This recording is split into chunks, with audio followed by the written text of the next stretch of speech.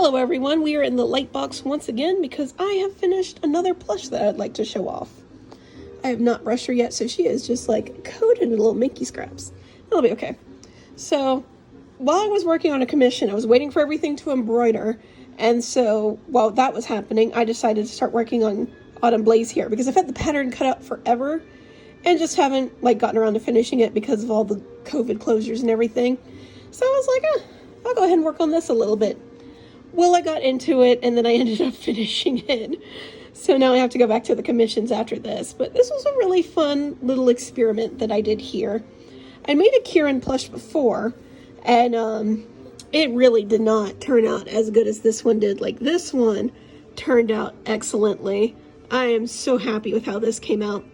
The one I did before was, of course, one of the first pony plush I'd ever made, so it was a learning experience.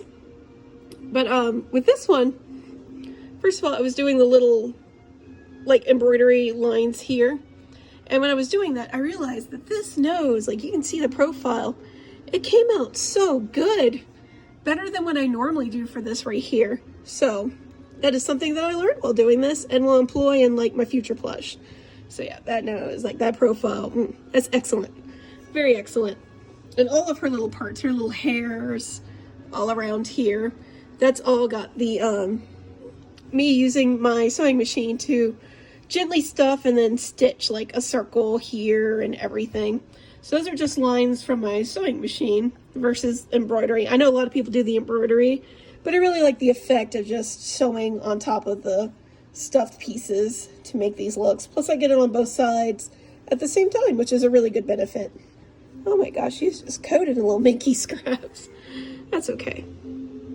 But yeah, her horn has a really unusual shape because that's how the Kirins from the show are. And it's got the little pieces right here. It's got the two stripes.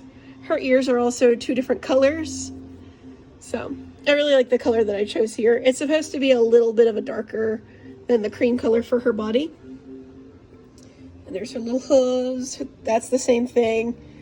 Where lightly stuff and then do the line.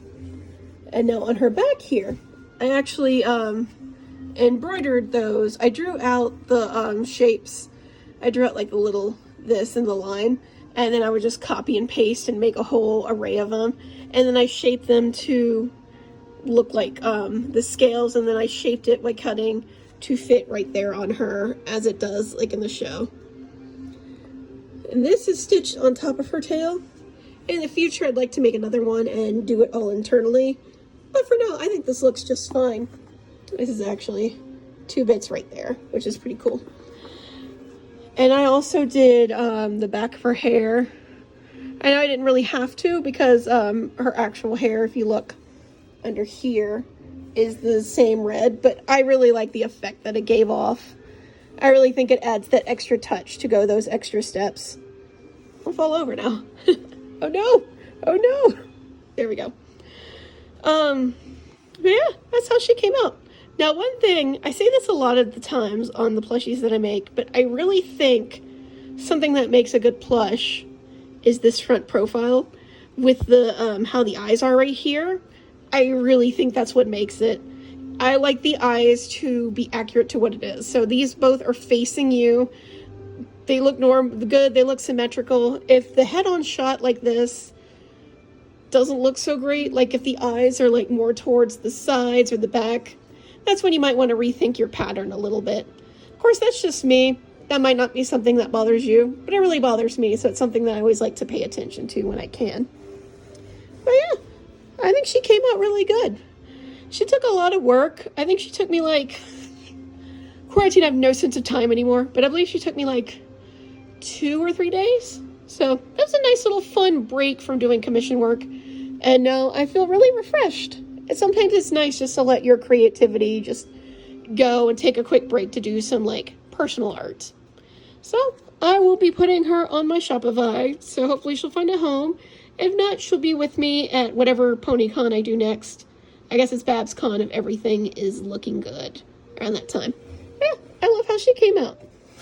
And I really hope you like this video. And if you have any suggestions for more videos that you'd like to see, or plushies you'd like me to make, leave them down below and I'll look into them.